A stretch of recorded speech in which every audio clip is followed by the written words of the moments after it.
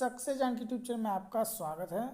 आज मैं आपके लिए यूपीटीटी 2021 का परीक्षा जो आपका होने वाला है 23 जनवरी 2022 को, उसमें जो आपको प्राथमिक स्तर का दोस्तों पेपर है उसमें जो बाल विकास का पार्ट है वो प्रैक्टिस सेट नंबर 5 लेकर आए हैं। दोस्तों आइए देख लेते हैं हम प्रश्नों को। पहला प्रश्न आपका है, संवेग व्यक्ति की उत्तेजित दशा है, यह कथन निम्नलिखित में से किसका है। तो दोस्तों बहुत ही प्रचलित कथन है ये जो कथन दोस्तों वुडवर्थ ने दिया था, संवेग व्यक्ति की उत्तेजित दशा, ये कथन आपका वुडवर्थ द्वारा किया गया है। ऑप्शन नंबर बी इसका राइट है। अगला प्रश्न आपका, शैक्षिक विकास में मूल्यांकन का अर्थ क्या होगा। तो बता दें शैक्षिक विकास में मूल्यांकन का अर्थ को लेकर, तो उत्तर आपका हो जाएगा ज्ञान क्षमता का मूल्यांकन किया जाता है। ऑप्शन नंबर डी इसका राइट है।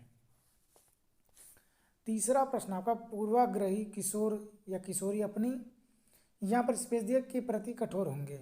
तो अगर कोई किशोर या किशोरी पूर्वाग्रही से ग्रसित होंगे तो वह अपनी समस्या के प्रति कठोर होंगे। ऑप्शन नंबर ए इसका राइट होगा। अगला प्रश्न आपका, संज्ञानात्मक विकास के 4 चरणों, स्पेस दिया गया संवेदी, पेशी, पूर्व संक्रियात्मक, स्थूल संक्रियात्मक और औपचारिक संक्रियात्मक की पहचान की गई किसके द्वारा। तो दोस्तों संज्ञानात्मक विकास का जो सिद्धांत दिया वह दिया आपका जीन पियाजे ने, और उसे 4 चरणों में बांटा है, मतलब ऑप्शन नंबर डी इसका राइट है। पांचवा प्रश्न आपका, कौन से गुण अच्छे मानसिक स्वास्थ्य के नहीं हैं। तो नियमित जीवन और संवेगात्मक परिपक्वता, ये तो है आपका राइट आंसर, मतलब कि ये तो आपका है। आत्मविश्वास एवं सहनशीलता, ये भी है। बहुत विनीत और स्वयं में सीमित, ये नहीं दोस्तों। स्वयं में सीमित ये अच्छे मानसिक स्वास्थ्य की विशेषता नहीं है। और वास्तविकता की स्वीकृति एवं स्वयं मूल्यांकन की योग्यता, ये भी है। मतलब डी आपका, सी आपका राइट आंसर होगा, ऑप्शन नंबर सी। अगला प्रश्न आपका, अधिगम क्षमता निम्नलिखित में से किससे प्रभावित नहीं होती। तो नहीं होती की बात किया है तो आनुवंशिकता से तो होती है, वातावरण से भी होती है, प्रशिक्षण या शिक्षण से भी होती है, लेकिन राष्ट्रीयता से नहीं होती। ऑप्शन नंबर डी इसका राइट होगा। अगला प्रश्न आपका, किस अधिगम मनोवैज्ञानिक ने बाल अधिगम विकास में पुरस्कार को महत्व नहीं दिया है। तो आपको बता दें थॉर्नडाइक, पॉलॉक और स्किनर ने अपने सिद्धांत पुरस्कार को महत्व दिया है, बहुत ही महत्व दिया, लेकिन जो गुथरी इन्होंने नहीं दिया है। ऑप्शन नंबर डी इसका राइट है। गुथरी ने दिया है समीपता का सिद्धांत, ये भी आप नोट कर लीजिए, ऑप्शन नंबर डी इसका राइट है। आइए देखते हैं अगला प्रश्न। अगला प्रश्न आपका, निम्नलिखित में से किस एक शिशु के अधिगम को सहायता नहीं मिलती। मतलब किस एक चीज़ से शिशु को अधिगम में सहायता नहीं मिलती। आपके ऑप्शन जो है अनुकरण, अभिप्रेरणा, स्कूल का बस्ता या फिर पुरस्कार। तो आपको बता दें अनुकरण से तो मिलता है, आपको पता है, अभिप्रेरणा से भी मिलता है और पुरस्कार से तो मिलता ही है दोस्तों, लेकिन स्कूल का बस्ता कोई मतलब नहीं है। ऑप्शन नंबर सी इसका राइट है। नहीं मिलता पूछा तो ऑप्शन नंबर सी आपका राइट हो जाएगा। अगला प्रश्न आपका, स्व केंद्रित अवस्था होती है बालक के, किस वर्ष को स्व केंद्रित अवस्था कहा गया है। तो 3 से लेकर 6 वर्ष तक की अवस्था को मनोवैज्ञानिकों ने स्व केंद्रित अवस्था मानी है। तो ऑप्शन नंबर जो आपका है बी वह राइट आंसर है। अगला प्रश्न आपका, माँ बाप के साय से बाहर निकल अपने साथी बालकों की संगत को पसंद करना संबंध रखता है किस अवस्था से। तो जो यहाँ पर देखिए किशोरावस्था नहीं दोस्तों, जो बालक होते हैं जैसे ही अपना मतलब कि बाल्यावस्था क्रॉस करते रहते हैं, किशोरावस्था के ठीक पहले जो अवस्था होती है उसमें जो बालक होते हैं वह माँ बाप के साय से लगभग माँ बाप को पसंद करते, ये थोड़ी ये पसंद नहीं करते, पसंद करते हैं, लेकिन माँ बाप के साय से दूर, मतलब माँ बाप के पास कम कह सकते हैं, तो अपने दोस्तों के साथ ज़्यादा पसंद करते हैं। ऑप्शन नंबर बी मतलब पूर्व किशोरावस्था आपका राइट आंसर होगा। इसमें बालक अपने दोस्तों के साथ रहना ज़्यादा पसंद करते हैं। देखते हैं अगला प्रश्न। अगला प्रश्न आपका है, सीखने का प्राथमिक मूलभूत नियम संबंध रखता है किससे। दोस्तों तत्परता से। ऑप्शन नंबर डी इसका राइट होगा। अगला प्रश्न आपका है, मानसिक परिपक्वता की ऊंचाई को छूने के लिए प्रयत्नरत रहना संबंधित है किस अवस्था से संबंध रखता है, ये पूछा गया है। तो दोस्तों मानसिक परिपक्वता को ऊंचाई को छूने के लिए जो अवस्था प्रयत्न रहती है, हमेशा कोशिश करती है, वो आपका किशोर अवस्था होती है। ऑप्शन नंबर ए इसका राइट है। अगला प्रश्न है, सीखने की प्रक्रिया को प्रभावित करने वाला कारक क्या क्या है? तो अनुकरण जी बिल्कुल, प्रशंसा एवं निंदा जी बिल्कुल, प्रतियोगिता भी जी बिल्कुल, मतलब सभी। ऑप्शन नंबर डी इसका राइट है। अगला प्रश्न, बालकों को सीखने में प्रेरणा को किस रूप में उपयोगी माना जाता है? तो बालक की व्यक्तिगता का आदर जी बिल्कुल, पुरस्कार एवं दंड जी बिल्कुल, प्रशंसा एवं भर्त्सना जी बिल्कुल, उपयुक्त सभी। नंबर डी इसका राइट है। अगला प्रश्न है, कक्षा में विद्यार्थियों को अधिगम के लिए प्रेरित करने हेतु किस युक्ति का अनुप्रयोग आप नहीं करते हैं? ये पूछा है। तो छात्रों में स्वस्थ प्रतिस्पर्धा स्थापित करना, ये तो किया जाता है। ऑप्शन नंबर ए आपका राइट है। उन्हें आत्मगौरव की अनुभूति कराना, ये भी सही है।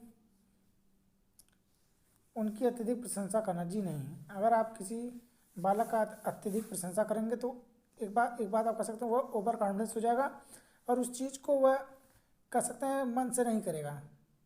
आप पुरस्कार दीजिए, थोड़ा आत्मविश्वास बढ़ा, लेकिन अत्यधिक प्रशंसा नहीं करना चाहिए। ये जो आपका कक्षा में इस युक्ति का प्रयोग आप नहीं करिए। बाकी जो तीनों हैं, गतिविधि आधारित शिक्षण अधिगम विधियों का अनुप्रयोग करना, ये भी बिल्कुल सटीक है। ऑप्शन नंबर सी इसका राइट आंसर होगा। आप इस युक्ति का प्रयोग ना करिए, प्रशंसा कर सकते हैं लेकिन अत्यधिक प्रशंसा आप ना करें तो अच्छा रहेगा। ऑप्शन नंबर सी इसका राइट है। अगला प्रश्न आपका, बुद्धि एवं सृजनात्मक में किस प्रकार का सहसंबंध पाया गया है? तो बुद्धि और सृजनात्मक में हमेशा धनात्मक संबंध पाया गया है। हालांकि बुद्धि एवं सृजनात्मक दोनों दो अलग अलग संप्रत्यय हैं, फिर भी दोनों में धनात्मक संबंध पाया जाता है। क्योंकि दोस्तों बुद्धि के बढ़ने से सृजनात्मक भी बढ़ती है और घटने से घटती भी है। ऐसा तो है नहीं कि अगर थोड़ा सृजनशील बालक है और उसकी बुद्धि बढ़ रही है तो उसका सृजनशीलता भी तो बढ़ेगा, और अगर सृजनशील बालक है उसकी बुद्धि क्षमता कम हो रही तो सृजनशीलता भी उसके अंदर कम पाई जाएगी। मतलब धनात्मक इसका संबंध रखता है। ऑप्शन नंबर ए इसका राइट है। अगला प्रश्न है, कक्षा में अनुशासन बनाए रखने के लिए सर्वाधिक प्रभावशाली उपाय क्या है? तो अगर बात करें सर्वाधिक प्रभावशाली उपाय की, तो दोस्तों अगर कक्षा में आप अनुशासन बनाए रखते हैं तो जो शिक्षण कार्य होगा दोस्तों ना, वो रोचक होना चाहिए और व्यवहारिक होना चाहिए। मतलब कि बच्चों का जीवन होता है, जो मतलब कि आप कह सकते हैं बाहरी जीवन जो होता है, बाहरी वातावरण जो होता है बच्चों का, उसको जोड़कर आप शिक्षण कार्य करेंगे तो शिक्षक रोचक भी होगा और व्यवहारिक भी बनेगा। तो बी आपका राइट आंसर होगा, प्रभावशाली बन जाएगा और आपका कक्षा जो होगा रोचक बनेगा। ऑप्शन नंबर बी इसका राइट है। अगला प्रश्न, शैशवावस्था में बच्चों के क्रियाकलाप स्पेस दिए गए होते हैं, किस किस किस चीज़ के होते हैं? मतलब यहाँ पर ऑप्शन देखिए, मूल प्रवृत्त्यात्मक या संरक्षित या फिर संज्ञानात्मक या फिर संवेगात्मक। तो अगर शैशवावस्था की बात हो रही है तो आपको ध्यान देना होगा, शैशवावस्था में शिशु का अधिकांश व्यवहार जो होता है वह मूल प्रवृत्ति पर ही होता है। जैसे अगर किसी चीज़ को लेकर उसके अंदर क्रोध आ रहा है, गुस्सा आ रहा है, तो अपने उसको वाणी या क्रिया द्वारा व्यक्त करता है। तो ज़्यादातर जो क्रियाकलाप होता है वह मूल प्रवृत्ति पर ही निर्भर करता है। मतलब ऑप्शन नंबर ए इसका राइट है। अगला प्रश्न आपका है, जिन विद्यालयों में समेकित शिक्षा दी जाती है उसके शिक्षकों को किस क्षेत्र के विषय में प्रशिक्षित करना चाहिए? ये पूछा है। जो समेकित विद्यालय के शिक्षक होते हैं उनके अंदर ये टैलेंट होना चाहिए दोस्तों, विशेष आवश्यकता वाले बच्चों की पहचान कर सके और उन्हें उस तरह से शिक्षण प्रोवाइड करा सकें। ऑप्शन नंबर ए इसका राइट है। और भी ऑप्शन मैं आपको दिखा दे रहा हूँ। एक ऑप्शन आपका था, व्याख्यान विधि द्वारा शिक्षण नहीं, क्रियात्मक के साथ शिक्षण जी नहीं, उपरोक्त मत से कोई नहीं। ऑप्शन नंबर ए आपका राइट है। अगला ऑप्शन देखते हैं, अगला प्रश्न आपका है, निम्नलिखित में से किस समूह के बच्चों को समायोजन की समस्या होती है। तो बात करें समायोजन समस्या की, तो कुशाग्र बुद्धि के जो बच्चे होते हैं दोस्तों, यहाँ पर ऑप्शन नंबर डी इसका राइट होगा। किस तरह राइट होगा मैं आपको बताता हूँ। जैसे अगर जो अत्यधिक कुशाग्र बालक होते हैं उन्हें सामाजिक समस्या क्लास में होती है, क्योंकि दोस्तों वहाँ पर जो शिक्षक पढ़ाई जाती है वो सभी बच्चों को लेकर पढ़ाई जाती है, लेकिन जो कुशाग्र बुद्धि के बालक होते हैं उन्हें उस समूह में समायोजन करने में थोड़ी दिक्कत होती है, क्योंकि वह उस क्षेत्र में थोड़े आगे रहते हैं और उन्हें वहाँ पर निरस्तता फील होती है। यही उसका तो ऑप्शन नंबर डी इसका राइट होगा। अगला प्रश्न, किसी शिक्षक को यदि यह लगता है कि उसका एक विद्यार्थी जो पहले विषय वस्तु को भली प्रकार सीख रहा था उसमें स्थिरता आ गई है, शिक्षक को इसे किस तरह देखना चाहिए, ये पूछा है।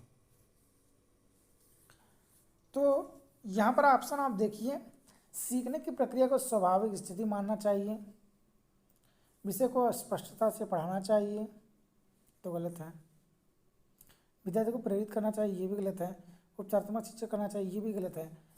आप पहले प्रश्न देखें, किसी शिक्षक को यदि लगता है कि उसका एक विद्यार्थी जो पहले विषय उसको भली प्रकार सीख रहा था उसमें स्थिरता आ गई है, मतलब दोस्तों स्थिरता का मतलब है वह गहन अध्ययन कर चुका है उस विषय को लेकर, उसके अंदर उतनी जानकारी हो गई है, तो सीखने की प्रक्रिया की स्वाभाविक स्थिति मानना चाहिए। मतलब कि ऑप्शन नंबर ए इसका राइट है। मतलब उस समय विद्यार्थी की जो सीखने की प्रक्रिया है वह उसी ढंग से होने वाली है, शुरू में जैसा था या बीच में जैसा था जरूरी नहीं वैसा ही कंटिन्यू बना रहे, वो भी सीखने की प्रक्रिया का ये दोस्तों पार्ट ही है।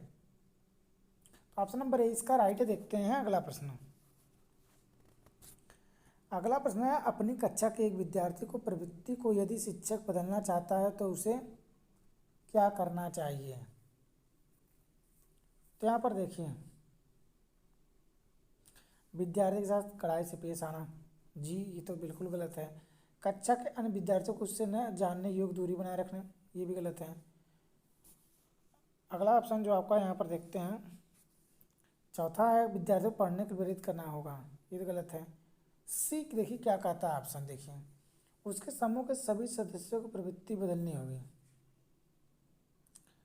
मतलब दोस्तों अगर आप किसी विद्यार्थी के प्रवृत्ति का मतलब दोस्तों होता है उसके व्यवहार को, मूल व्यवहार को अगर बदलना चाहते हैं तो जिस ग्रुप में वो रह रहा है वही यहाँ पर कहना चाह रहा है, उसके समूह के सभी सदस्यों को प्रवृत्ति बदल, मतलब जिस ग्रुप में या जिस क्लास में वो रह रहा वहाँ पर सभी के सोच को बदलना पड़ेगा उस ढंग से, तभी वो बालक के ऊपर असर पड़ेगा उसकी प्रवृत्ति पर, अन्यथा बालक का सोच उस क्षेत्र में नहीं बदलने वाला। तो ऑप्शन नंबर सी इसका राइट है। अगला प्रश्न है, विकास का वही संबंध परिपक्वता से है जो उद्दीपन का है, किससे। तो दोस्तों विकास का जो संबंध परिपक्वता से वही उद्दीपन का प्रतिक्रिया से, ऑप्शन नंबर बी इसका राइट है। अगला प्रश्न देखते हैं। अगला प्रश्न आपका है, पियाजे मुख्यतः यहाँ पर डैजे के क्षेत्र में योगदान के लिए जाने जाते हैं, इसी को हम ज्ञानात्मक विकास के क्षेत्र में जाने जाते हैं। ऑप्शन नंबर बी जो पियाजे मुख्यतः ज्ञानात्मक विकास के क्षेत्र में योगदान के लिए जाना जाता है, ऑप्शन नंबर बी इसका राइट है। अगली लाइन देखिए, जो प्रश्न है आपका 25वां, जब कभी दो या अधिक व्यक्ति एक साथ मिलते हैं और एक दूसरे को प्रभावित करते हैं तो वे एक सामाजिक समूह का निर्माण करते हैं, ये कथन किस तरह मतलब अपना योगदान दे रहा है। आंशिक रूप से सत्य ये है कि सत्य है, कदाचित सत्य या फिर असत्य है। तो दोस्तों ये जो कथन दोस्तों ये सत्य है। अगर दो व्यक्ति एक साथ मिल रहे हैं और एक दूसरे को अपनी बातों से प्रभावित कर रहे हैं तो मतलब सामाजिक समूह का निर्माण कर रहे हैं, समाज में दोनों की बातें आप क्या बोलते हैं मान्यता रखती है, मतलब दोनों बातें जो है सत्य है। ऑप्शन नंबर बी इसका राइट है। अगला प्रश्न, शिक्षण प्रक्रिया में निम्नलिखित में से किसका भली प्रकार ध्यान रखना चाहिए। तो ऑप्शन नंबर ए आपका विद्यार्थियों की सक्रिय सहभागिता, ऑप्शन नंबर ए इसका राइट है। अगला प्रश्न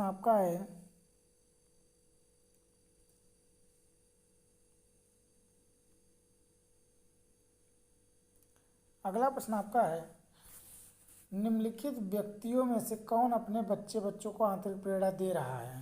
फादर रॉबर्ट अपने कक्षा के उन बच्चों को चॉकलेट देते हैं जो अच्छा व्यवहार करते हैं, यहाँ पर पूछ रहा है आंतरिक प्रेरणा, मतलब नहीं, गलत। अगली कक्षा में कक्षोन्नत पाने पर नंद कुमार अपने पुत्र को कहानी पुस्तकें, जी गलत। अपने पुस्तक की जन्मदिन पर गिरिजेश कुमार दावा देते हैं, ये भी गलत। विज्ञान विषयों में सर्वोच्च अंक पाने पर राकेश कुमार अपने पुत्र की प्रशंसा करते हैं, जी यही सही। पूछ रहा आंतरिक आंतरिक प्रेरणा की बात की रही है, तो आंतरिक प्रेरणा जो होता है दोस्तों प्रशंसा पर ही होता है, पुरस्कार पर नहीं होता। तो ऑप्शन नंबर जो आपका है वह डी राइट है, सॉरी यहाँ पर डी आपका राइट आंसर होगा। देखते हैं अगला प्रश्न।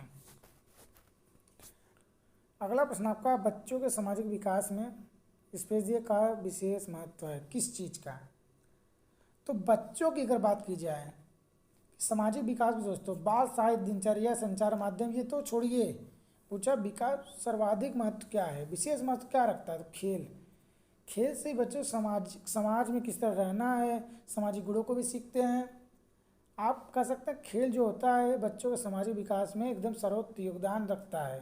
ऑप्शन नंबर ये ए इसका राइट है। अगला प्रश्न है, भाटिया बैटरी का प्रयोग निम्न में से किसके परीक्षण हेतु किया जाता है? बहुत ही महत्वपूर्ण प्रश्न है। भाटिया बैटरी का जो प्रयोग किया जाता है ये दोस्तों बुद्धि के क्षेत्र में किया जाता है, आपको जानना चाहिए। ऑप्शन नंबर 20 का राइट है। इस परीक्षण को सीएम भाटिया द्वारा 1955 में दिया गया था। ऑप्शन नंबर 20 का राइट है। देखते हैं प्राथमिक स्तर का जो बाल विकास का दोस्तों प्रैक्टिस सेट आपका है 5वां, उसका अंतिम प्रश्न। अंतिम प्रश्न, कोहल बर्कहाउ विकास सिद्धांत इनमें से किससे संबंध रखता है? तो आपको ये तो आना चाहिए दोस्तों अगर आप यूपीटीटी की तैयारी कर रहे हैं। नैतिक विकास सिद्धांत जो दिया वह कोहल बर्ग ने दिया। ऑप्शन नंबर सी इसका राइट है। तो ये रहा यूपीटीटी प्राथमिक स्तर का जो आपका पेपर होने वाला है 23 जनवरी 2022 को। उससे संबंधित बाल विकास का बहुत ही महत्वपूर्ण प्रैक्टिस सेट दोस्तों। चैनल पर जुड़े रहें अगले अपडेट तक। अगला अपडेट आपको जल्दी मिलेगा। जय हिंद।